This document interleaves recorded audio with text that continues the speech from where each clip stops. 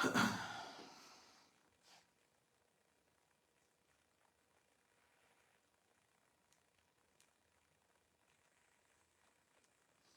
सभी को जय मसीह की। Praise the lord. Shalom everyone. परमेश्वर को हम धन्यवाद देते हैं इस सुंदर समय के लिए। आई होप कि हम लाइव हो चुके हैं।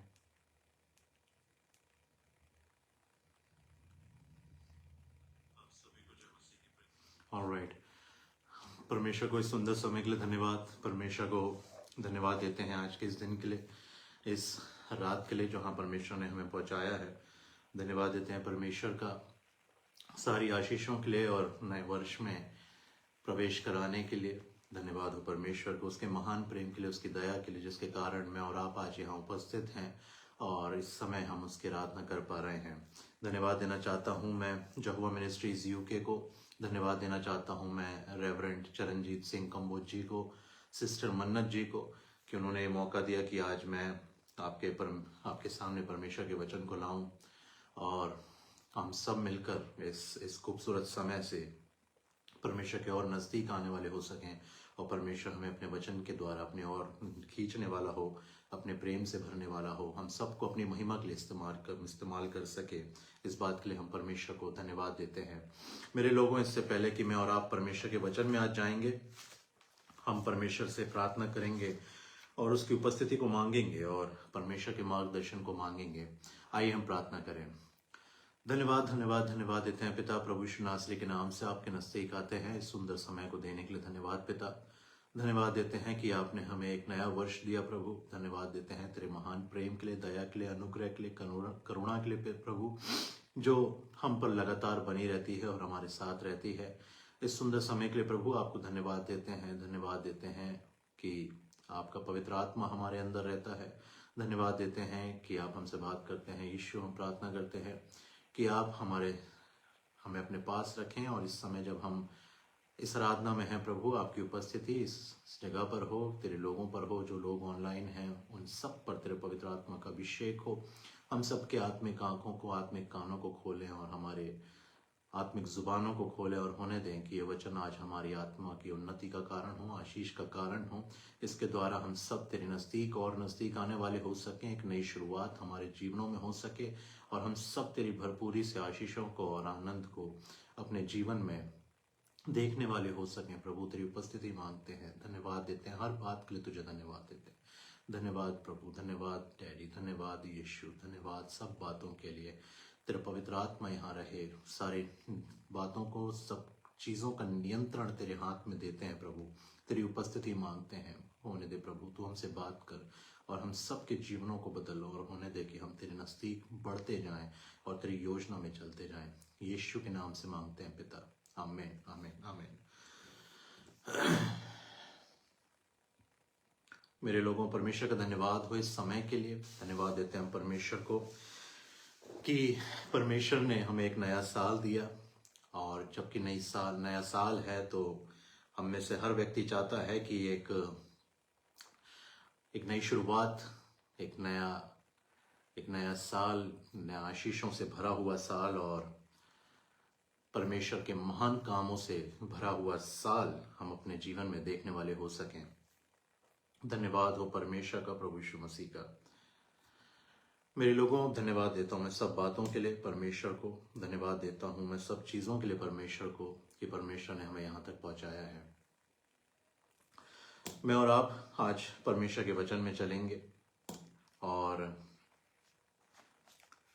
मेरे साथ आप निकाल सकते हैं पहला पतरस। मेरे साथ आप निकाल सकते हैं पहला पतरस और उसका 5। पहला पतरस और उसका 5।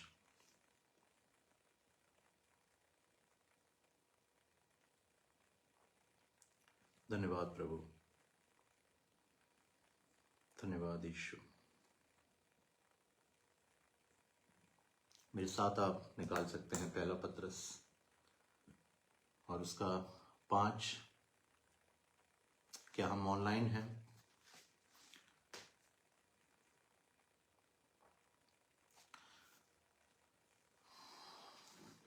आप मुझे थम्स अप दिखा सकते हैं अगर हम ऑनलाइन हैं तो।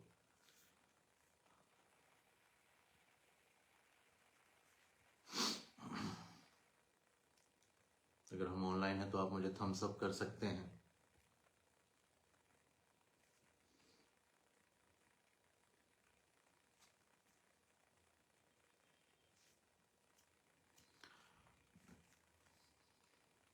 आई कैन नॉट सी कि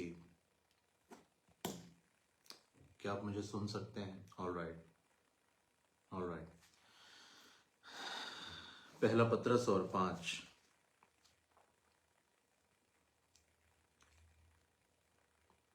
ओके। परमेश्वर का वचन इस तरह कहता है, इसी प्रकार हे नवयुवकों, तुम भी प्राचीनों के अधीन रहो। और 5 से मैं आपके सामने पढ़ रहा हूं। वरन तुम सब के सब एक दूसरे की सेवा के लिए दीनता से कमर बांधे रहो, क्योंकि परमेश्वर अभिमानियों का विरोध करता है परंतु दीनों पर अनुग्रह करता है।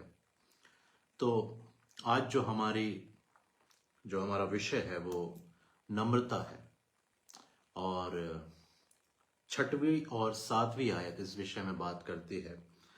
और स्पष्ट रूप से कहता है परमेश्वर का वचन कि इसलिए परमेश्वर के बलवंत हाथ के नीचे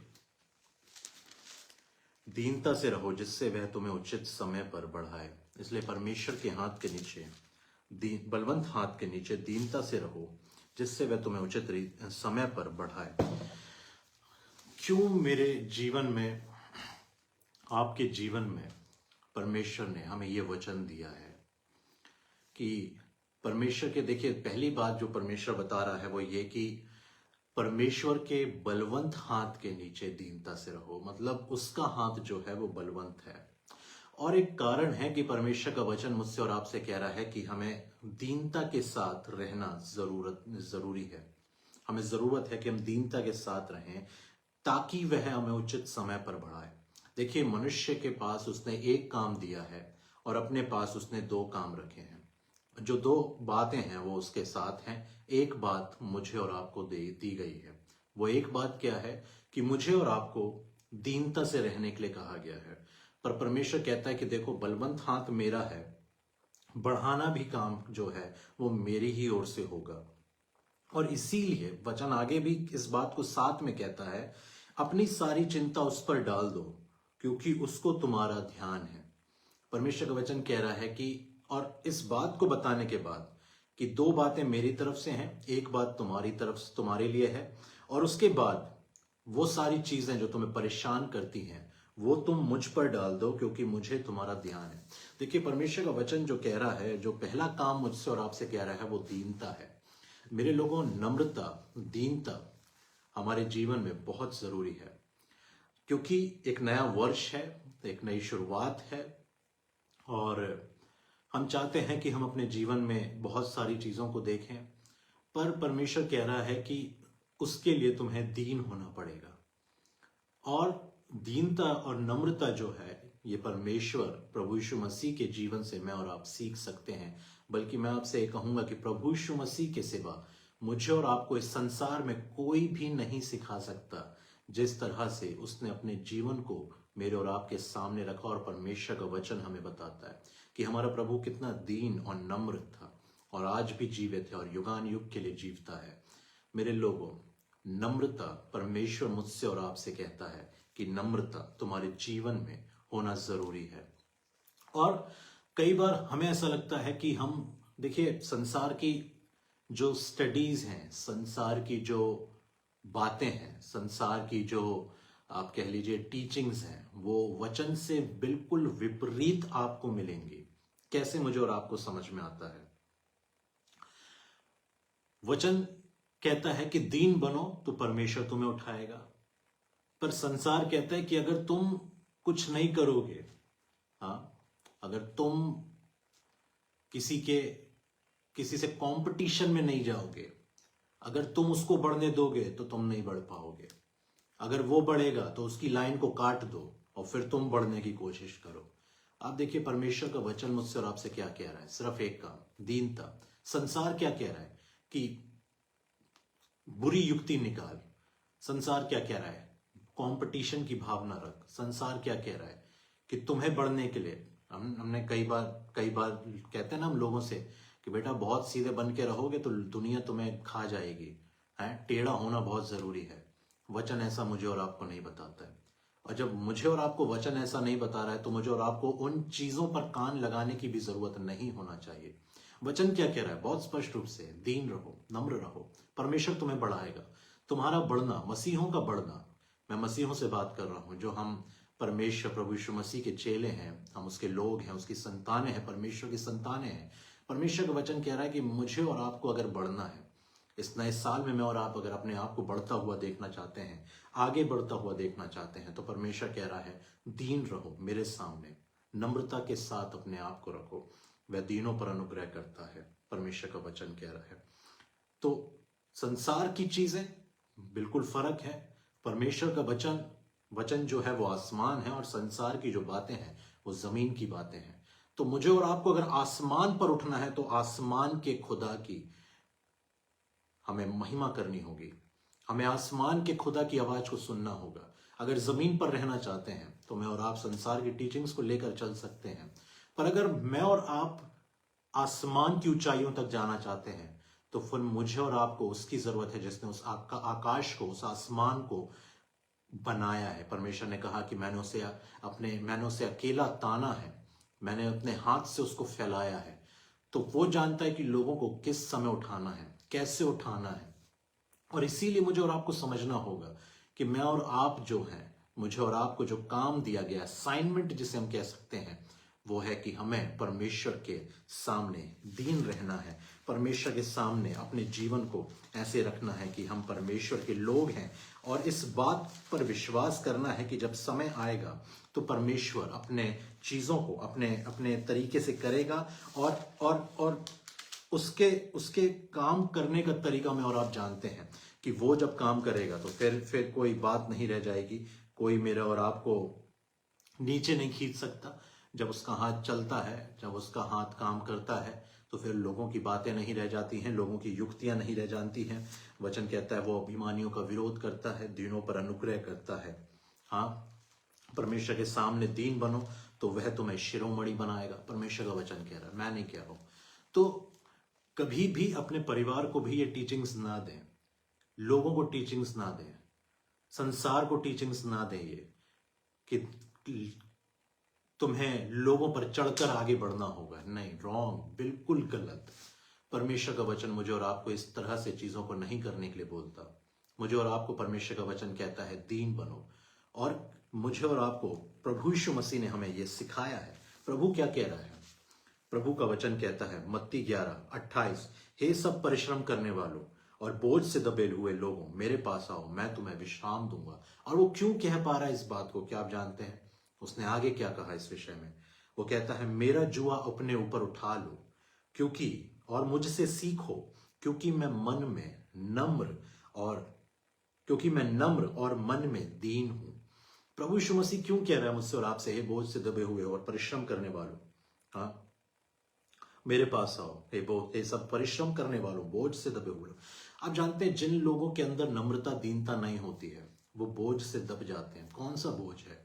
उनको बोझ है कि लोग हमारे बारे में क्या सोच रहे हैं, क्या सब मेरे लिए अच्छा सोचते हैं कि नहीं सोचते, क्या सब मुझे सराहते हैं कि नहीं सराहते।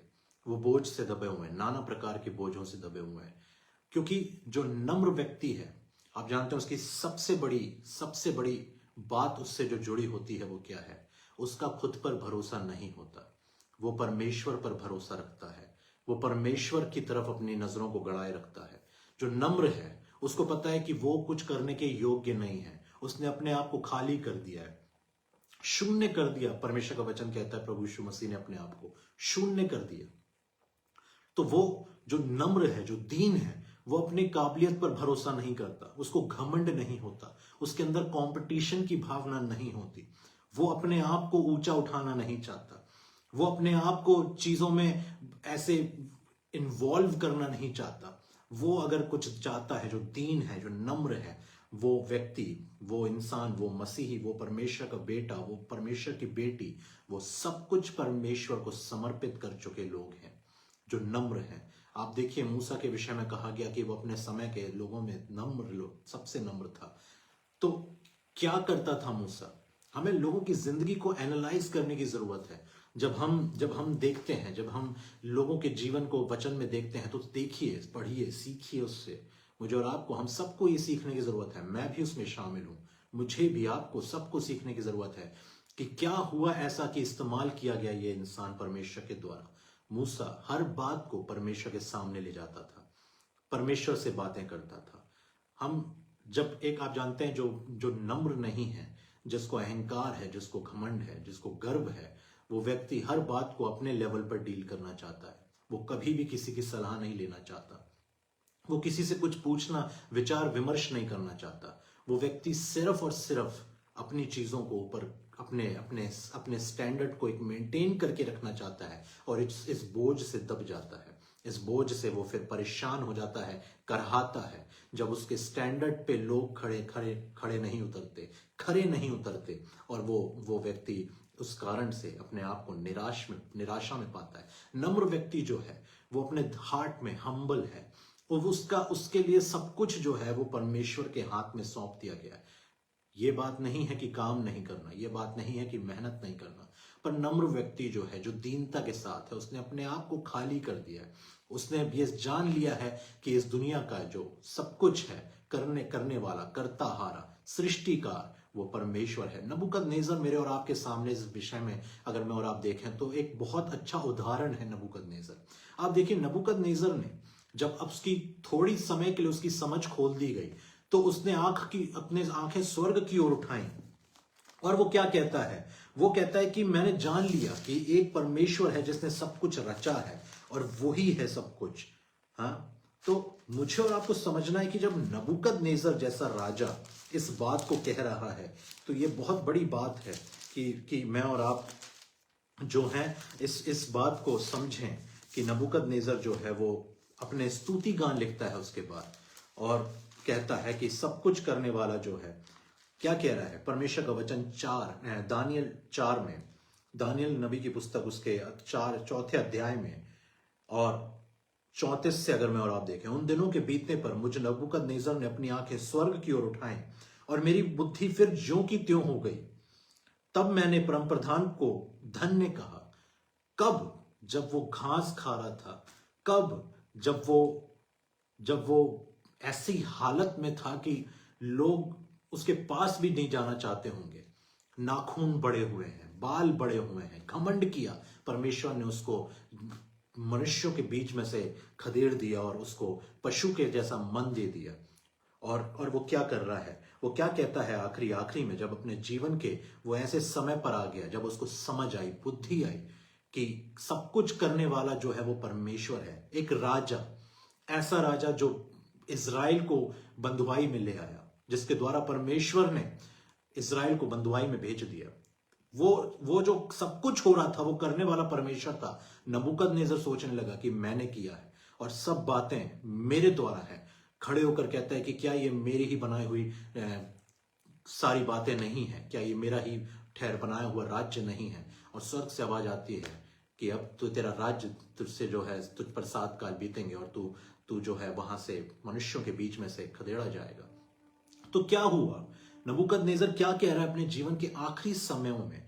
वो कह रहा है कि और मेरी बुद्धि फिर ज्यों की त्यों हो गई, तब मैंने परमप्रधान को धन्य कहा। सबसे पहली बात उसने जो की, वो समझ गया, वो हार्ट में हम्बल हो गया।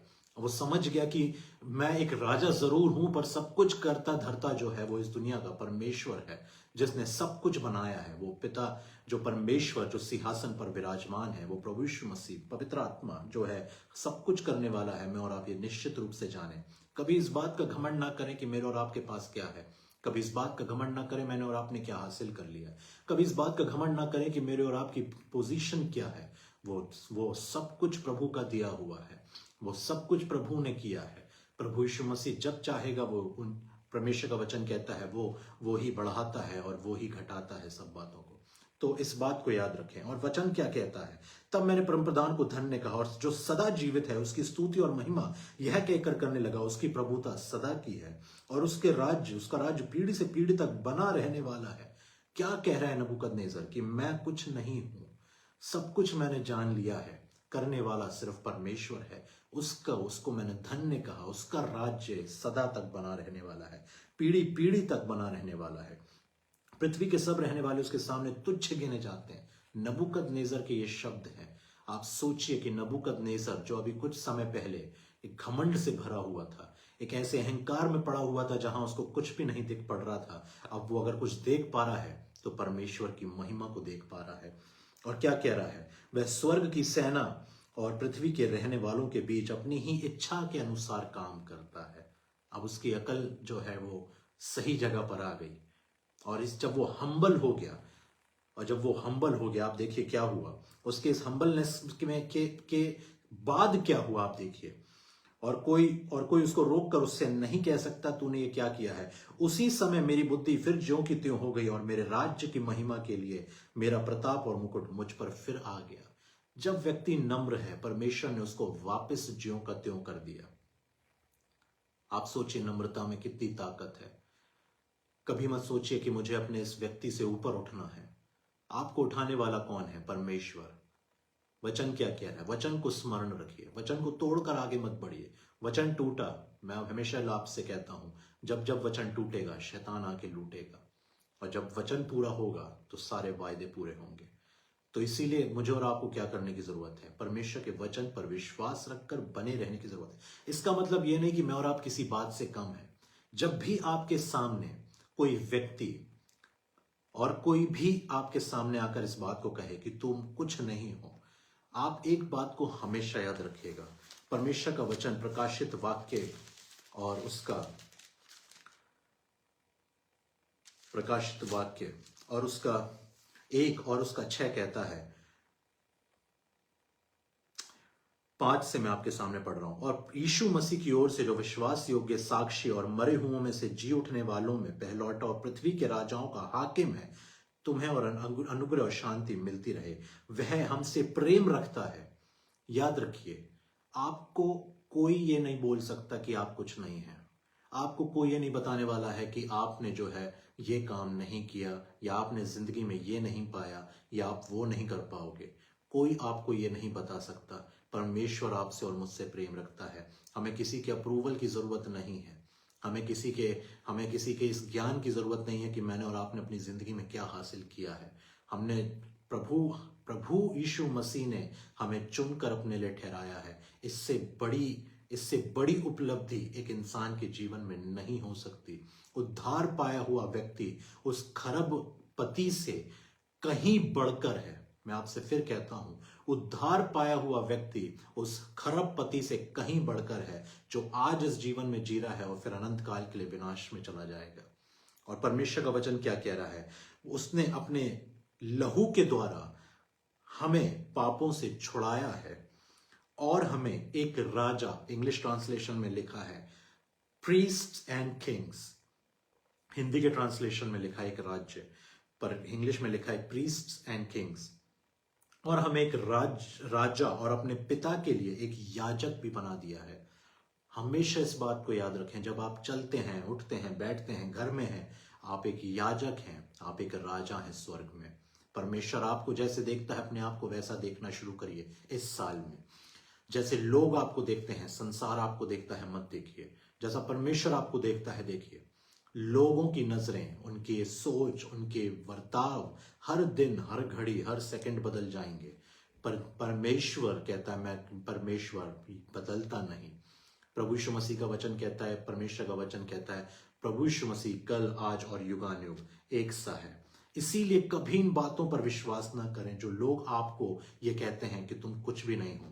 आपका घर कितना छोटा है या कितना बड़ा है, इससे कोई फर्क नहीं पड़ता। स्वर्ग में हमारा घर कितना बड़ा है, परमेश्वर इस बात को देख रहा है और वो जानता है। और मुझे और आपको सिर्फ इसी पर काम करना है कि हमारा स्वर्ग में घर बन रहा है कि नहीं बन रहा, क्योंकि ये घर यहाँ जो है वो मिटा दिया जाएगा। एक दिन सब कुछ जलाने के लिए रखा है, वचन कहता है पृथ्वी जलाने के लिए रखी है, सब कुछ बदल जाएगा, पर मुझे और आपको स्वर्ग में एक नया घर देना चाहता है परमेश्वर।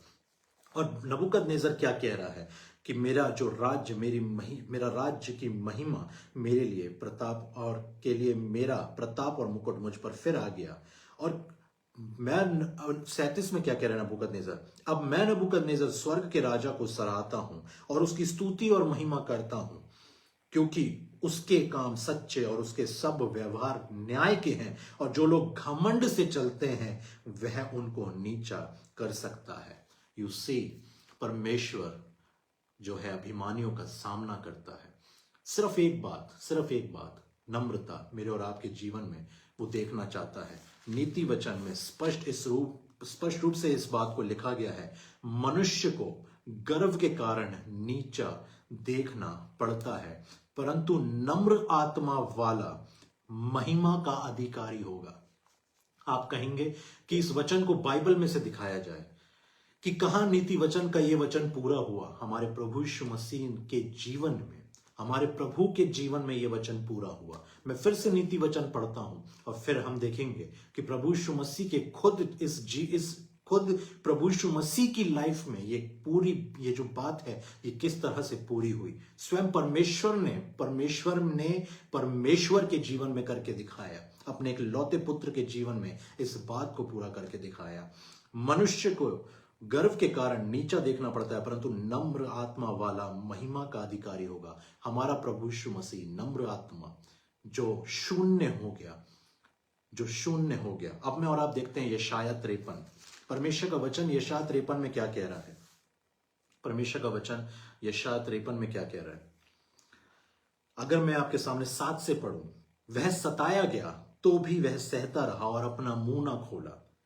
प्रभु यीशु मसीह के विषय में यह भविष्यवाणी, जिस प्रकार भेड़ वध होने के समय और भेड़ी ऊन कतरने के समय चुपचाप शांत रहती है, वैसे ही उसने भी अपना मुंह न खोला। अत्याचार करके और दोष लगाकर वह उसे ले गए। उस समय के लोगों में से किसने इस पर ध्यान दिया कि वह जीवितों के बीच में से उठा लिया गया, मेरे ही लोगों के अपराधों के कारण उस पर मार पड़ी। तो परमेश्वर का वचन कह रहा है कि वो उसने मुंह ना खोला, वो सहता रहा। और आप अगर प्रेरितों में देखेंगे, प्रेरितों 8 और उसका 33 में, तो इस बात को लिखा गया है कि उसकी दीनता में उसका न्याय नहीं होने पाया। हां, प्रेरितों उसका 8 और 33, उसकी दीनता में। और पतरस जो है, हां, जो परमेश्वर का वचन कहता है, पतरस, ये घटना है शमौन जादूगर के बाद की, आप 9-8 में देखेंगे। और शमौन जादूगर के विषय में मैं और आप जानते हैं, जब पतरस और यूहन्ना वहां गए और उसके बाद वो वापस आए। और उसके आगे 33 में लिखा है कि उसकी दीनता में उसका न्याय नहीं होने पाया। और ये कोट किया गया है यशायाह 53 से। तो दीनता में न्याय नहीं होने पाया। और हमें ये अपने प्रोवर्ब्स में, नीति वचन में क्या पढ़ा, परंतु नम्र आत्मा वाला, हाँ, नम्र आत्मा वाला महिमा का अधिकारी होगा। और आप देखिए कि दानियल की पुस्तक में परमेश्वर का वचन प्रभु यीशु मसीह के लिए क्या बता रहा है। दानियल, और अगर आप उसका 7 देखेंगे और 13, दानियल इस स्वप्न में देख रहा है, मैंने रात में स्वप्न में देखा और देखो मनुष्य के संतान सा कोई आकाश के बादलों समेत आ रहा था, और वह उस अति प्राचीन के पास पहुंचा और वह उसको समीप लाए। तब उसको ऐसी प्रभुता, महिमा और राज्य दिया गया कि देश देश और जाति जाति के लोग और भिन्न भिन्न भाषा बोलने वाले सब उसके अधीन हों। और उसकी प्रभुता सदा तक अटल और उसका राज अविनाशी ठहरा। सोचिए, प्रभु यीशु मसीह जो चुप है, जैसे भेड़ वध होने के समय चुप रहती है, लिखा है वो चुप रहा और अपना मुंह ना खोला। अत्याचार कर दोष लगाकर उस पर ले गए। प्रेरितों 8:33 कहता है उसकी दीनता में उसका न्याय नहीं होने पाया। और जब वो चुप रहा, दीन रहा, परमेश्वर ने एक समय आया जब उसको सब कुछ उसके अधीन कर दिया। लोग सोचेंगे कि आप तो चुप हैं, लोग सोचेंगे हम तो चुप हैं, ये मसीहों को मारते हैं, हम लोग कुछ कर नहीं सकते, डरपोक हैं। बात डर की नहीं है। परमेश्वर का वचन प्रभु यीशु मसीह ने कहा जो तुमसे बैर रखते हैं उनसे प्रेम रखो, अपने सताने वालों के लिए प्रार्थना करो। हम जानते हैं कि सबके पास जो शरीर है उसमें वो ताकत है, हम लड़ सकते हैं, पर परमेश्वर का वचन कहता है कि हमें लड़ना नहीं है, प्रेम रखना है। प्रभु ने कहा जो तलवार चलाएगा वो तलवार से मारा जाएगा। और इसीलिए उसने पतरस की तलवार होते हुए भी पतरस से कहा कि तलवार को अपने पास रख ले, उसको मत चला। और आप जानते हैं कि पतरस ने किस तरह से उस व्यक्ति का, उस सेना के व्यक्ति का कान उड़ा दिया, जबकि उसने मारा कोई वो मछुआरा था, तलवारबाजी नहीं जानता था। उसने रैंडम मोड में उसको घुमा दिया कि कहीं तो लगेगी, और उसका कान उड़ गया। और अगर वो थोड़ा इधर उधर होता तो उसके बड़ी हानि हो सकती थी। पर प्रभु ने क्या कहा कि पतरस तलवार को म्यान में रख ले, क्योंकि जो तलवार चलाते हैं वो तलवार से मरेंगे। तो मुझे और आपको परमेश्वर ने प्रेम करने के लिए बोला है। इसका मतलब ये नहीं कि हम कमजोर हैं। प्रभु यीशु मसीह को आप देखिए, शैतान सोचा था मैं तो जीत गया, सब कुछ खत्म हो गया। तीसरे दिन प्रभु यीशु मसीह ने उसका सर कुचल दिया। उसने क्रूस पर उन चीजों का, उन बातों का, उन आकाश की सेनाओं का खुल्लम खुल्ला तमाशा बनाया। वचन कहता है शैतान उसको क्रूस पर भी नहीं उसके सामने खड़ा रह सकता था, और उसने क्रूस पर और फिर मृत्यु पर और फिर जी उठने के बाद उसने सब कुछ बदल दिया। सारी बातें उसके अधीनता में कर दी गई। वो चुप था, पर पिता ने जब उसको उठाया और महिमा दी, तो ऐसी महिमा दी, ऐसा राज्य दिया जो सदा तक बना रहेगा। और उस राज्य को आसमान और पृथ्वी टल जाएंगे, कोई कुछ नहीं कर सकता। उसकी बातें नहीं टल सकती, उसका राज्य नहीं टल सकता, उसका हाथ नहीं छोटा हो सकता, कोई उसके हाथ के सामने नहीं आ सकता।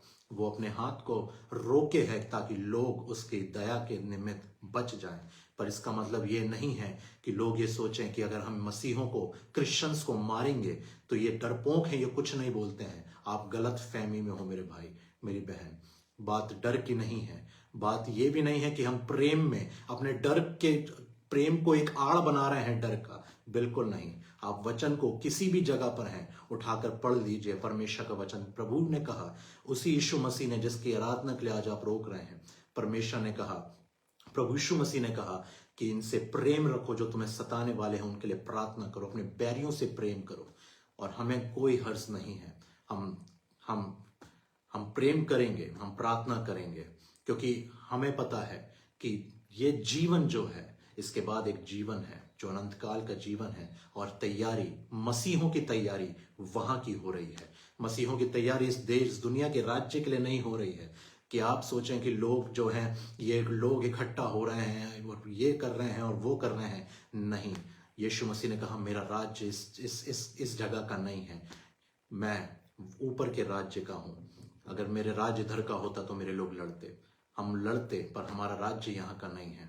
और यही हमारी प्रार्थना है कि आप भी परमेश्वर के विश्वास में और उसके प्रेम को जान सकें, जिसने क्रूस पर आपके लिए, मेरे लिए, हम सब के लिए मौत को सह लिया, हमारे पापों को उठा लिया, और वो मारा गया, गाड़ा गया, और तीसरे दिन जी उठा, और आज भी जीवित है और युगान युग जीवित रहेगा। तो परमेश्वर का वचन क्या कह रहा है कि दीन रहने में मुझे और आपको परमेश्वर उठाएगा। जैसे प्रभु यीशु मसीह दीनता के साथ रहा, उसका न्याय दीनता में नहीं होने पाया, पर परमेश्वर ने जब उसको उठाया और ऐसी महिमा और राज्य दिया कि जो कभी भी नहीं टल सकता। एक दिन आएगा जब मैं और आप अपनी दीनता में और नम्रता में चलते रहेंगे, जब मैं सब कुछ और उसने, प्रभु यीशु मसीह ने क्या किया, सब कुछ पिता के हाथ में सौंप दिया। उसने सब बातों को पिता के सामने रख दिया। उसने कभी भी, और वो वचन क्या कहता है, वो धमकी, वो गाली सुनकर धमकी नहीं देता था। हाँ, वो गाली सुनकर गाली नहीं देता था। वो पलट कर कभी किसी से कुछ बुरा नहीं बोलता था। और मुझे और आपको उसके जीवन से सीखना है। मुझे और आपको उसके जीवन से सीखना है। मैं और आप उसके जीवन को देख सकते हैं, सीख सकते हैं, पढ़ सकते हैं, अपने जीवन में उसको इंप्लीमेंट कीजिए। जब हम अपने दिनचर्या में होते हैं, कितनी बार हम दीन रहते हैं। दीनता में मेरे और आपका फायदा है। दीनता में मैं और आप सब कुछ पालेंगे, सब कुछ मुझे और आपको दे दिया जाएगा। और आप देखिए कि जो दीन व्यक्ति है वो क्या करता है, वो सब कुछ परमेश्वर को सौंप देता है। भजन संहिता निकालेंगे मैं और आप, भजन संहिता 37:7 और भजन संहिता 37। एक अच्छी बात, एक ऐसी बात जो लोगों को समझ में आना जरूरी है। 7 से मैं आपके सामने पढ़ रहा हूं। यहोवा के सामने चुपचाप रहे और धीरज से उसकी प्रतीक्षा कर। ये परमेश्वर उन लोगों के लिए बोल रहा है जो चुप रहते हैं, दीन रहते हैं। पर कई बार हमारे दिमाग में एक ख्याल आता है कि कब तक रहना है चुप, कब तक सहते रहेंगे। कब तक ये सब चलता रहे? कब तक मेरा परिवार मुझे ऐसे ट्रीट करता रहे? कब तक मेरी पत्नी या मेरा पति या मेरे बच्चे या मेरे माँ बाप मेरे साथ ऐसे स्वभाव में रहेंगे? पर परमेश्वर मुझे और आपको खड़ा करेगा। हमें हमें कब तक हमें ऐसा लग सकता है कि ये विपत्ति, ये तकलीफ, ये संकट कब तक मेरे सामने रहेगा? परमेश्वर कहता है, यहोवा के सामने चुपचाप रहे और धीरज से उसकी प्रतीक्षा कर। उस मनुष्य के कारण ना कुढ़ जिसके काम सफल होते हैं और वह बुरी युक्तियों को निकालता है। क्रोध से परे रहे और जलजलाहट को छोड़ दे, यह आपके कामों को बिगाड़ देगा। क्रोध, जलजलाहट आपके कामों को बिगाड़ देगा। परमेश्वर का वचन क्या कह रहा है? क्रोध और जलजलाहट आपके कामों को बिगाड़ेगा। मत कोड़, उससे बुराई ही निकलेगी, क्योंकि कुकर्मी लोग काट डाले जाएंगे और जो यहोवा की बाट जोते हैं वे पृथ्वी के अधिकारी होंगे। थोड़े दिन के बीतने पर तू दुष्ट रहेगा ही नहीं, और तू उसके स्थान को भली बाती देखने पर भी उसको ना पाएगा। परमेश्वर का वचन क्या कह रहा है कि दुष्ट जो है वो अपने स्थान में रहेगा ही नहीं थोड़े दिनों के बीतने पर, और तू उसको देखने पर भी उसको ना पाएगा, परंतु नम्र लोग पृथ्वी के अधिकारी होंगे और बड़ी शांति के कारण आनंद मनाएंगे। कौन पृथ्वी का अधिकारी होगा? कौन उस आशीषों का अधिकारी होगा जो पृथ्वी पर हमारे लिए रखी गई हैं? कौन प्रभु यीशु मसीह के उस महान प्रेम में चलता हुआ और उन पृथ्वी की आशीषों का, बहुतायत के आशीषों का अधिकारी होगा? वो जो नम्र है, जो जानता है कि परमेश्वर उसके लिए काम कर रहा है। आप देखिए, परमेश्वर एस्तर की पुस्तक अगर आप पढ़ेंगे, आपको वहां परमेश्वर नाम का भी जिक्र नहीं मिलेगा, पर सब कुछ करने वाला परमेश्वर था और आज भी करता है और हमेशा करता रहेगा। आप देखिए, सब बातें जो हो रही थी एस्तर की किताब में, कैसे परमेश्वर राजा को नींद नहीं लाने देता। इतिहास की पुस्तक मंगाई जाती है, पढ़ा जाता है, उसी समय वो दुष्ट आता है, हामान आता है और एक बुरी युक्ति के साथ आता है, और उसी समय राजा उससे कहता है कि जिसको राजा प्रतिष्ठा देना चाहे उसके साथ क्या करना चाहिए। वो सोचता है मेरे लिए बात हो रही है, और बात एक्चुअली में मोर्दके के लिए हो रही थी। तो परमेश्वर सब कुछ करने वाला है मेरे लोगों। परमेश्वर आपका और मेरा, हमारे तरफ उसकी नजरें हैं और वो मेरा और आपका न्याय करेगा। वो मेरा और आपका जो हमारे खिलाफ हैं, वो उन चीजों को भी अपने हाथ में रखना जानता है और उसके सब बातें उसकी अधीनता में है। इसीलिए बस इस बात को याद रखें कि मुझे और आपको जो असाइनमेंट दिया गया है, हम उस काम को करें। हमें जरूरत नहीं है लोगों को देखने की, हमें जरूरत नहीं है संसार को देखने की, या हमें जरूरत नहीं है परिस्थितियों को देखने की। हमें जरूरत है वो काम करने की जो परमेश्वर का वचन हमसे कहता है। इस बात को स्पष्ट रूप से परमेश्वर का वचन कहता है। और देखिए, परमेश्वर का वचन है, प्रभु ने कहा आकाश और पृथ्वी टल जाएंगे, मेरा वचन कभी ना टलेगा, परंतु नम्र लोग पृथ्वी के अधिकारी होंगे, बड़ी शांति के कारण आनंद मनाएंगे। जब मैं और आप नम्र हैं, दानियल के विषय में लोग कितनी कॉन्स्पिरेसी करते थे, कितने उसके लिए षड्यंत्र और स्ट्रेटजीज को बनाते थे, पर दानियल ने कभी, मैंने और आपने नहीं पढ़ा कि उसने पलट कर किसी को गाली दी या किसी से बुरा कहा। कभी प्रभु यीशु मसीह ने पलट कर किसी से बुरा नहीं कहा, गाली नहीं दी। कभी उसके वचन कहता उसके मुंह से कभी छल की बात नहीं निकली थी। तो मुझे और आपको, हमें किसी और से, और वचन क्या कह रहा है यशायाह 53 में 9, उसकी कब्र भी दुष्टों के संग ठहराई गई और मृत्यु के समय वह धनवान का संगी हुआ और उसके मुंह से कभी छल की बात नहीं निकली थी। नेवर। मुझे और आपको, देखिए, शैतान की चीजों का इस्तेमाल करके स्वर्गीय आशीषों को नहीं पा सकता आदमी। कोई आपके साथ छल कर रहा है तो वो उसकी जो ब्लेसिंग्स, उसका प्रमोशन भी हो रहा है तो वो स्वर्ग की तरफ से नहीं हो रहा है, पर जब आपका प्रमोशन होगा वो स्वर्ग की तरफ से होगा, और फिर उसको वो प्रमोशन पूरी दुनिया देखेगी। वो स्पिरिचुअल प्रमोशन, वो वर्ल्डली प्रमोशन, वो आत्मा का प्रमोशन, वो पूरी दुनिया देखेगी।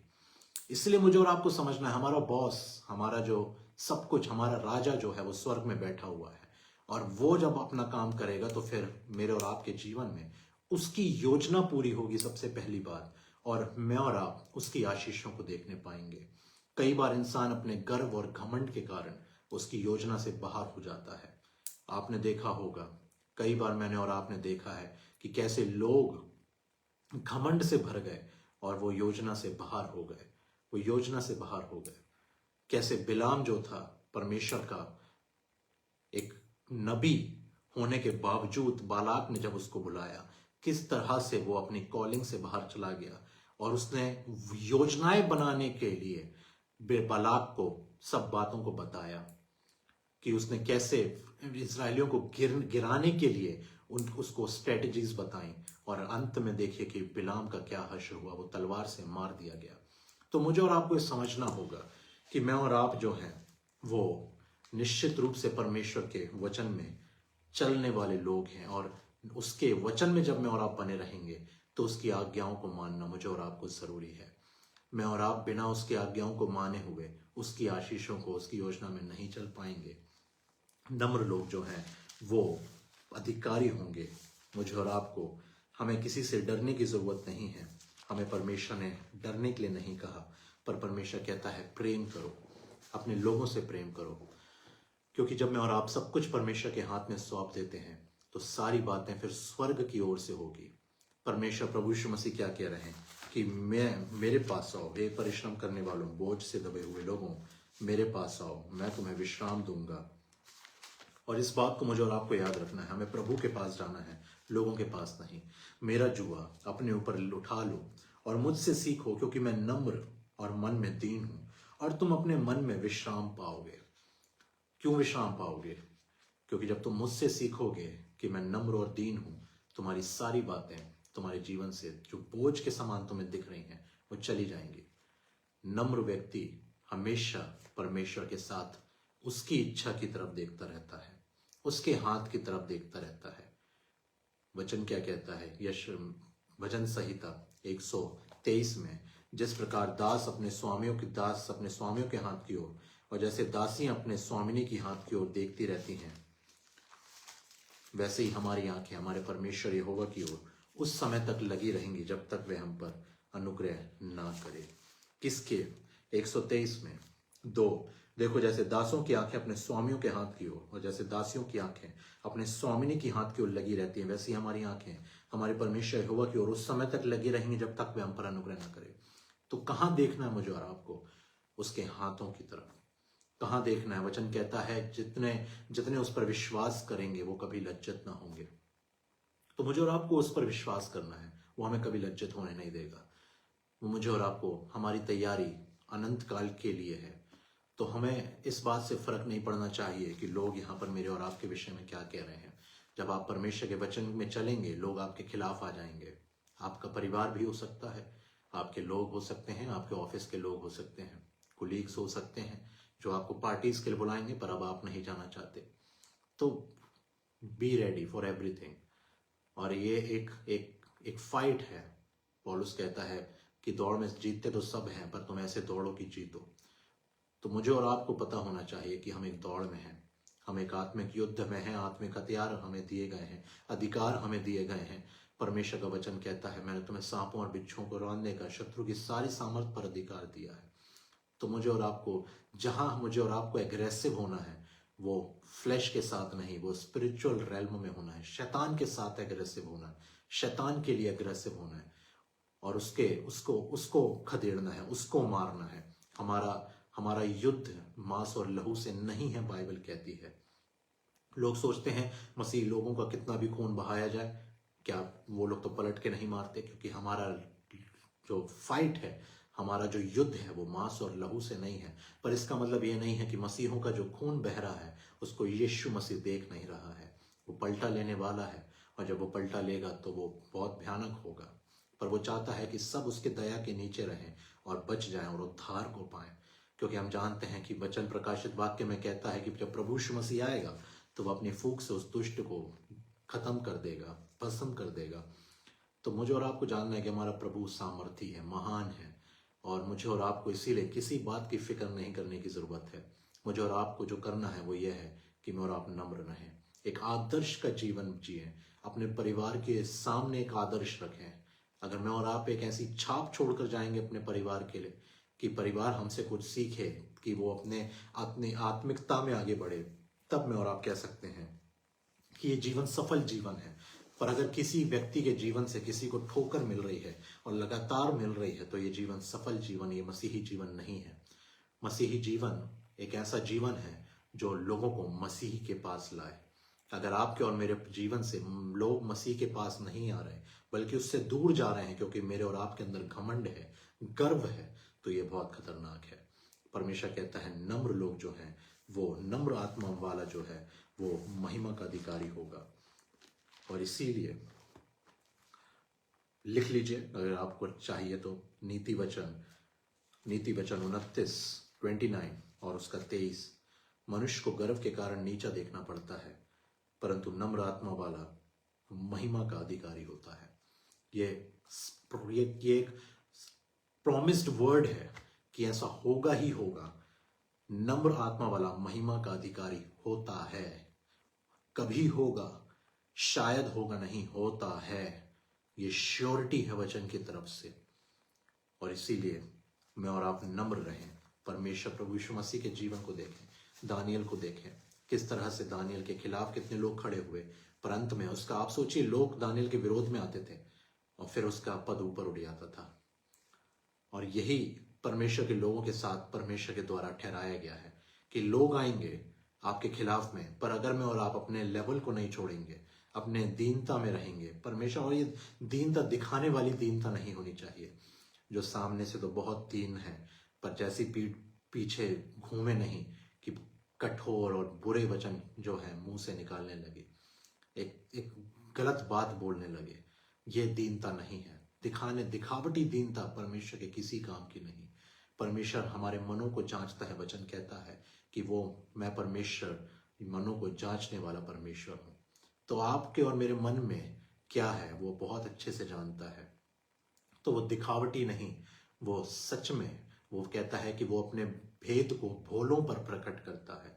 लोग बड़ी युक्तियां बनाएंगे, बहुत सोचेंगे, बहुत कुछ करेंगे, हाथ पांव मारेंगे। नहम्याह के सामने कितने लोग आए, कितनी बातें करने लगे जो उसके खिलाफ थे, पर नहम्याह ने एक काम किया, वो फोकस्ड था और उसने सिर्फ वो काम किया जो परमेश्वर ने उसको करने के लिए भेजा था। वो डाइवर्ट नहीं हुआ, वो आगे इधर उधर नहीं देखने लगा। और लोग कितने भी उसके खिलाफ में आ गए, वो खड़ा रहा। क्यों? क्योंकि और संबलत, तोबिया और अरबियों, अमोनियों और अशदोदियों ने सुना कि यरूशलेम की शहरपनाह की मरम्मत होती जाती है और उसमें के नाके बंद होने लगे हैं। नहम्याह 4 उसका 7। और उसमें के नाके बंद होने लगे हैं, तब उन्होंने बहुत ही बुरा माना और सबों ने एक मन से गोष्ठी की कि जाकर यरूशलेम से लड़ें और उसमें गड़बड़ी डालें। परंतु लोगों ने अपने परमेश्वर से प्रार्थना की और उनके डर के मारे उनके विरुद्ध दिन रात के पहरुए ठहराए। नहम्याह के खिलाफ ये लोग उतर आए, पर क्या हुआ मैं और आप जानते हैं। वो दीवार बनकर खड़ी हो गई। और मुझे और आपको पता है कि सारे कार्य जो पूरे हुए वो परमेश्वर की इच्छा के द्वारा पूरे होने वाले हो सके। परमेश्वर का वचन क्या कहता है 6 में, एहलूल महीने के 25वें दिन को अर्थात 52 दिन के भीतर शहरपनाह बन गई। 52 दिन के भीतर शहरपनाह बन गई।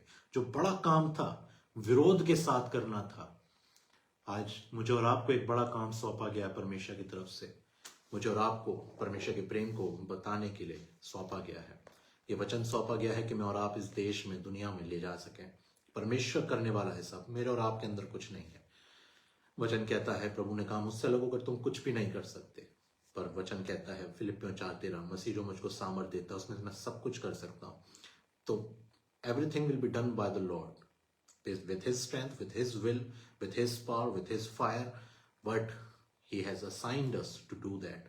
So we have to be very sure that we are doing it honestly, in holiness, and we are seeking his guidance. We are not depending on ourselves.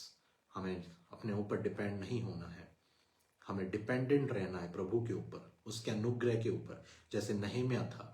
और परमेश्वर कहता है नम्र रहो। जब नम्रता चली जाएगी, दीनता चली जाएगी, वो कार्य भी चला जाएगा।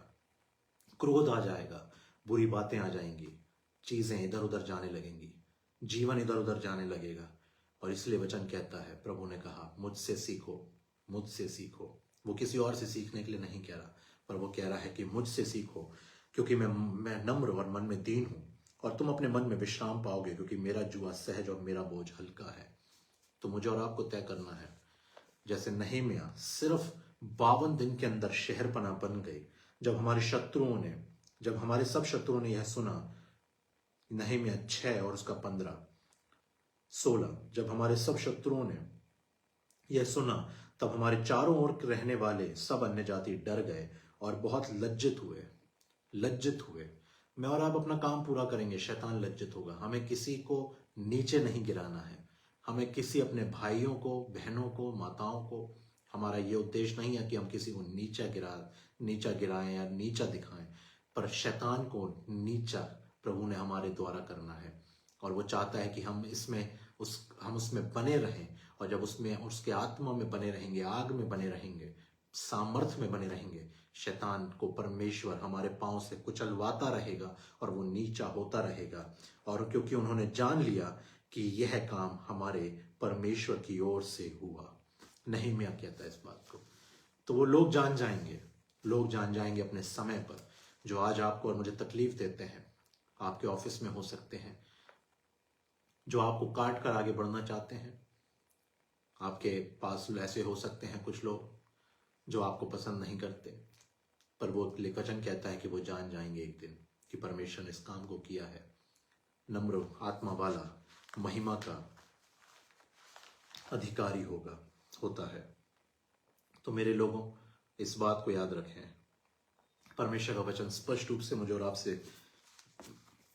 मुझसे और आपसे कह रहा है कि मुझे और आपको एक काम करना है, एक असाइनमेंट जो मुझे और आपको पूरा करना है, वो ये है कि हमें नम्र रहना है। और इस बात को याद रखें कि परमेश्वर जो है अपने कार्य को पूरा करेगा। कोई युक्ति उसके सामने सफल नहीं होती, किसी बात में कोई बात उसे रोक नहीं सकती। वचन कहता है, परमेश्वर ने कहा, जब मैं कुछ करना चाहूं तो कौन मुझे रोक सकेगा। Be humble in your heart, live like your Lord Jesus Christ. We shall all live like Lord Jesus Christ. We shall follow him, seek him, love him. उसके प्रेम में बने रहिए, दीन रहें, नम्र रहें। जब लोग आपके खिलाफ में शब्दों को निकालें, कितना भी बुरा बोलें, मत उस तरफ ध्यान दीजिए। प्रभु यीशु मसीह से सीखिए, वो सब बातों को अनसुना करता था। उसको पता था, उसने कहा मेरा भोजन यह है कि मैं अपने भेजने वाले की इच्छा को पूरा करूं। तो मेरा और आपका भोजन भी यही होना चाहिए कि हम एक काम को करें जो हमें दिया गया है। कई बार आप जानते हैं, जब मैं परमेश्वर ने अपनी सेवकाई में बुलाया, मेरे बहुत से दोस्तों ने मुझसे बात करना बंद कर दी और मुझे समझ नहीं आता था, पर धीरे धीरे समझ में आने लगा। जब उनके कमेंट्स अगर मैंने कोई मसीह पोस्ट डाली तो उस पर आते थे, तो मैं समझने लगा कि शायद अब ये जो है इनको पसंद नहीं है कि मैं यीशु मसीह का प्रचार कर रहा हूं। तो मुझे इसका कोई फर्क नहीं पड़ता, 1% नहीं, कभी नहीं पड़ेगा। सारी दुनिया एक तरफ और प्रभु मेरे लिए सब कुछ है। और प्रभु ने जो सेवकाई मुझे और आपको दी है, इससे बढ़कर मेरे और आपके जीवन में कुछ नहीं हो सकता। यीशु मसीह से बढ़कर मेरे लिए जीवन में और कोई नहीं था, ना है और ना कभी होगा। कोई नहीं। तो सब कुछ चला जाए, मुझे कोई फर्क नहीं पड़ता, पर मेरा प्रभु जो है वो मेरे पास रहे। मुझे बस इससे फर्क पड़ता है कि वो मेरे पास है कि नहीं, और मुझे और आपको सिर्फ इसी से फर्क पड़ना चाहिए। तो लोग, जब मेरे दोस्त जो थे, मेरे लोग जो थे, वो समझ में आने लगा मुझे, मैंने तब भी उनके लिए प्रार्थना करी और आज भी करता हूं। हमें यही करना है, उनसे नफरत नहीं करना है। वो नहीं जानते सच्चाई को। कभी उस व्यक्ति से नफरत मत कीजिए, चाहे उसने आपका कितना बड़ा भी नुकसान क्यों ना किया हो। नफरत मत कीजिए उस व्यक्ति से, वो नहीं जानता सच को। अगर उसके सामने सच आ जाएगा और जब प्रभु उसके जीवन में कार्य करेगा, वो पौलुस की तरह बदल जाएगा। वो सॉल की तरह, जो शाऊल जो था वो पौलुस बन गया। वो उसकी तरह रहेगा और वो बड़े काम करने के लिए खड़ा कर दिया जाएगा। और तब उसको समझ में आएगा और एक दिन फिर वो आपके पास आएगा और सब बातें ठीक हो जाएंगी। तो समय की बात है कि लोग अभी सच्चाई को वैसे नहीं जानते हैं और इसलिए बुरा भला कहते हैं, पर हमें बुरा नहीं मानना। मैं कई बार लोगों को देखता हूं कि वो अगर मसीहों के खिलाफ कुछ वीडियो बनाया जाता है तो वो उसको उनके खिलाफ वीडियो बनाते हैं, वो उनको बुरा भला कहते हैं। परमेश्वर प्रभु यीशु मसीह ने मुझे और आपको ये सब करने के लिए नहीं कहा है। चाहे लोग कितने भी वीडियो बना लें, कुछ भी कर लें, मुझे और आपको क्या करना है? मुझे और आपको उनके लिए प्रार्थना करनी है, उनसे नफरत नहीं करनी है, उनसे प्रेम करना है, उनके लिए प्रार्थना करना है, उनके लिए रोज प्रार्थना करना है। और एक दिन होगा जब वो मिलकर हम सब हम सब जो है एक साथ मिलकर परमेश्वर की आराधना करेंगे, एक भवन में एक जगह पर रहकर प्रभु यीशु मसीह की आराधना करेंगे। तो इसलिए उनके खिलाफ में मत बोलिए। कई लोगों को बहुत बुरा लगता है मेरे प्रभु के लिए कैसे बोल दिया? अरे वो उसका भी प्रभु है। अरे देखना तुम्हारे साथ ऐसा होगा, तुम ऐसा हो जाएगा। परमेश्वर के वचन को आप नहीं जानते। ये स्पिरिचुअल डफरनेस होती है, मूर्खता है, ये स्पिरिचुअल आत्मिक मूर्खता है ये। अगर आप उनके खिलाफ बोलेंगे तो फिर आप प्रचार किसको करने के लिए बैठे हैं? किसको आप प्रचार करेंगे? किसको मसीह के प्रेम के विषय में बताएंगे और कैसे बताएंगे? आपके जीवन से तो उन्होंने देख लिया कि किस तरह से आपने उनके विरोध में बातें की हैं। तो वो और आप एक लेवल पर हैं, एक स्टैंडर्ड है आप लोगों का। फिर इसीलिए मत ऐसे वीडियोस को बनाइए कि आप लोगों के खिलाफ में वीडियो बनाएं। आप अपना काम करिए, be humble, we don't fear anyone, we love everyone. हमारी लड़ाई मांस लहू से नहीं है, शैतान के साथ है। तो उस पर फोकस्ड रहिए। जहां गुस्सा दिखाना है लोग वहां नहीं दिखाते, और जहां नहीं दिखाना है वहां दिखाने चले जाते हैं। पतरस ने उस व्यक्ति पर तलवार चला दी, पर जब यीशु मसीह का उसको उसको मानना था कि ये मैं जानता हूं प्रभु को, वो वहां उसको छोड़कर भाग गया।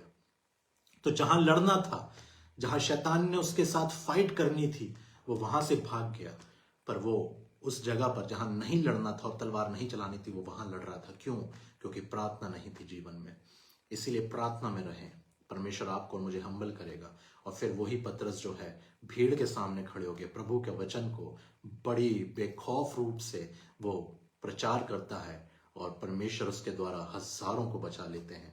वही पतरस अद्भुत रीति से इस्तेमाल होता है। जब रिस्टोर होता है तो उसको समझ में आता है कि मेरी फाइट लोगों के साथ नहीं है, मेरी फाइट परमेश्वर के जो वचन है उसके अंदर है। और वो फिर उसके बाद में, और आप देख सकते हैं कि कैसे इस्तेमाल हुआ पतरस, अद्भुत रीति से परमेश्वर ने उसको इस्तेमाल किया, और कितने हजारों हजारों को परमेश्वर जो है उसके द्वारा बचाता रहा, उसके जीवन से बदलता रहा। तो फाइट को पहचानिए, और फाइट वहां नहीं है जहां हम कर रहे हैं, हमारे शैतान के साथ है। तो हम्बलनेस, लोगों के बीच में हम्बलनेस, शैतान के सामने एग्रेसिवनेस, ये मेरा और आपका जो है मोटो होना चाहिए। हम उसके सामने हम्बल नहीं हो सकते क्योंकि वो कुचल दिया गया है, और अब उसकी सामर्थ पर हमारा अधिकार है। तो हमें अपने अधिकार का इस्तेमाल करना है, और हमें उसके राज्य को खत्म करना है, और अपने लोगों को, अपने मसीह भाई बहनों को, अपने इस देश के लिए प्रार्थना करनी है, यहाँ के लोगों के लिए प्रार्थना करनी है, और परमेश्वर अपने महान कामों को पूरा करेगा। मेरे लोगों, मैं समझता हूँ कि आज हमने एक आशीषित समय बिताया है परमेश्वर के वचन में। और इस बात को याद रखें, शैतान आपके पास बहुत बार आएगा और आपके मन में कहेगा कि देख, तुझे ये बोल देना चाहिए, यहाँ तो तुझे गुस्सा करना चाहिए। वचन कहता है क्रोध तो करो पर पाप मत करो। वो क्रोध कहाँ पर करना है? जहां वचन टूट रहा है वहां पर, जहां वचन हमारे परिवार में गलत जो है वो चीजें हो रही हैं वहां पर।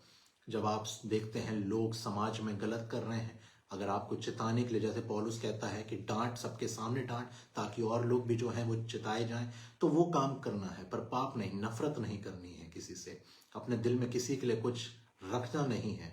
क्योंकि मुझे और आपको जो है परमेश्वर, हमारे अंदर पवित्र आत्मा है, और हमें उसको शोकित नहीं करना है किसी भी रीति से। तो मुझे और आपको क्या करना है? मुझे और आपको प्रार्थना में रहना है, और मुझे और आपको दीन रहना है। मुझे और आपको चाहिए कि हम परमेश्वर की आवाज सुने, शैतान की नहीं। और जब ऐसा लगे कि नहीं कुछ करना है मुझे, इसने मेरे खिलाफ में करी, मुझे और आपको पलटा नहीं लेना है। मुझे और आपको परमेश्वर की बाट जोते रहनी है, क्योंकि वचन कहता है वो जो धर्मी है, वो जो परमेश्वर की बाट जोता है। परमेश्वर का वचन भजन संहिता 37 में कहता है, नम्र लोग पृथ्वी के अधिकारी होंगे और बड़ी शांति के कारण आनंद मनाएंगे। वो शांति के कारण आनंद मनाएंगे, बड़ी शांति, छोटी शांति नहीं, नॉर्मल शांति नहीं, वो ये शांति जो यीशु मसीह ने दी, जो हमारा शांति का राजकुमार है, वो शांति के कारण आनंद मनाएंगे। आप सोचिए, शैतान कितना बुरी तरह से मार खाता है हर जगह पर। वो लोगों को क्या सिखाता है कि अगर तू क्रोध करेगा तेरे मन में शांति आ जाएगी, पर उल्टा हो जाता है। क्रोध करने के बाद लोग बेचैन हो जाते हैं। वचन क्या कहता है? नम्र लोग पृथ्वी के अधिकारी भी होंगे और बड़ी शांति के कारण आनंद भी मनाएंगे। क्यों? क्योंकि हमारे दिल में ये पता है, हम जानते हैं प्रभु हमारा लेखा लेगा, प्रभु हमारा पलटा लेगा, प्रभु हमारे लिए काम करेगा, प्रभु हमारे लिए लड़ेगा। तो हम शांति में हैं, आनंद में हैं। सब कुछ होने के बावजूद भी आज मसीही लोग, परमेश्वर के लोग इस देश के लिए प्रार्थना कर रहे हैं। हर जगह दुनिया में प्रार्थना कर रहे हैं अपने लोगों के लिए, इस देश के लोगों के लिए। हमें यही करना है, प्रार्थना करना है, और हमारा परमेश्वर लोगों को बचाएगा। वो भी एक दिन परमेश्वर के, प्रभु यीशु मसीह के उद्धार को और प्रेम को जानने वाले हो सकेंगे। Be humble in your heart, do not show it कि आप हो, पर वास्तविकता ऐसी नहीं है। बी रियली हम्बल, बहुत हम्बल होना की जरूरत है मुझे और आपको, और उन चीज़ों का बुरा ना माने, क्योंकि वचन मुझे और आपको बता रहा है कि वो शीघ्र आने वाला है। वो अपने कामों को अपने तरह से करना जानता है। उसने कहा बलवंत हाथों के नीचे दीनता से रहो। उसका हाथ बलवंत है, मेरा और आपका हाथ नहीं है, लोगों का हाथ नहीं है, संसार का हाथ नहीं है। एक ही हाथ बलवंत है, यीशु मसीह का। उसने क्या कहा? उसके हाथ के नीचे दीनता से रहो, अपने काम को करिए, वो अपने काम को करेगा। और वचन कहता है वो तुम्हें फिर उचित समय पर और बढ़ाएगा, वो तुम्हें और आशीषित करेगा। तो मुझे और आपको क्या करना है? एक असाइनमेंट कि मेरा और आपका हम्बलनेस का, जिससे वह तुम्हें उचित समय पर बढ़ाए। अपनी सारी चिंता उसी पर डाल दो, उसको तुम्हारा ध्यान है। हर बात में परमेश्वर को आपका, मेरा, हम सब का ध्यान है। हर बात में, चाहे मैं और आप किसी भी परिस्थिति में हैं, कैसी भी जगह पर हैं, उसको हमारा ध्यान है। आइए हम प्रार्थना करें। धन्यवाद धन्यवाद धन्यवाद देते हैं प्रभु, आपकी सारी आशीषों के लिए धन्यवाद देते हैं। इस सुंदर समय के लिए धन्यवाद देते हैं प्रभु। हमें पवित्र आत्मा से परिपूर्ण करें प्रभु। हर एक व्यक्ति को, अपने लोगों को, कलीसियाओं को, पवित्र लोगों को, तेरे दास दासियों को अपने पवित्र आत्मा के फलों और वरदानों से भर। हमें होने दे प्रभु कि हम तेरे जीवन से सीखने वाले हों।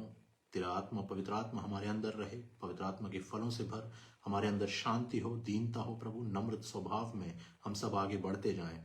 और होने दे जब लोग खिलाफ में खड़े होते हैं प्रभु, हम प्रार्थना और प्रेम के साथ उनके पास जाने वाले हो सकें। और होने दे कि वो तेरे उद्धार को, प्रेम को जानने वाले हों, शैतान हराया जाए। जैसे तूने उसका सर कुचला है, हमारे पाँव का भी इस्तेमाल कर कर तू उसका सर कुचल और अपनी महिमा को ले। लोग अपने जीवन में बहुत आयत से आशीषों को पाएं। जब शैतान उनके विरोध में आए प्रभु, हम जानते हैं कि वो तेरे सामने कुछ भी नहीं है। होने दे कि तेरे लोग तेरे पवित्र आत्मा से भरकर जीवन बिताने वाले हो सके। आने वाले समय में ऊंचे ऊंचे पदों पर हों, ऊंचे ऊंची जगहों पर हों, और ये संसार देखने वाला हो। पृथ्वी के अधिकारी नम्र लोग होंगे प्रभु, तेरा ये वायदा है। नम्र आत्मा वाला महिमा का अधिकारी होगा। तू उसको ऊंचा उठाएगा, तो उचित समय पर तू उसको बढ़ाएगा।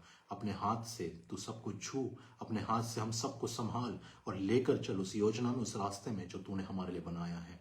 धन्यवाद प्रभु, तेरी ही ओर देखते हैं, तेरे हाथों की ओर निहारते हैं प्रभु। तू हमारा सब कुछ है प्रभु, तू हमारा उद्धार करता, मुक्तिदाता है। धन्यवाद यीशु कि तू हमें प्यार करता है प्रभु, महान प्रेम से, वो ज्ञान से परे प्रेम से तू हमसे प्रेम करता है। हम भी तुझसे बहुत प्रेम करते हैं प्रभु। धन्यवाद डैडी, आपको सब कुछ आपके हाथ में समर्पित करते हैं। अपनी चिंताओं को, फिक्रों को, परेशानियों को, परिस्थितियों को आपके हाथ में सौंपते हैं, क्योंकि हम जानते हैं कि आपको हमारा ध्यान है। धन्यवाद देते हैं पिता, सब बातों में आपको महिमा देते हैं। इस विनती को प्रभु यीशु के नाम से मांगते हैं, आमीन आमीन आमीन।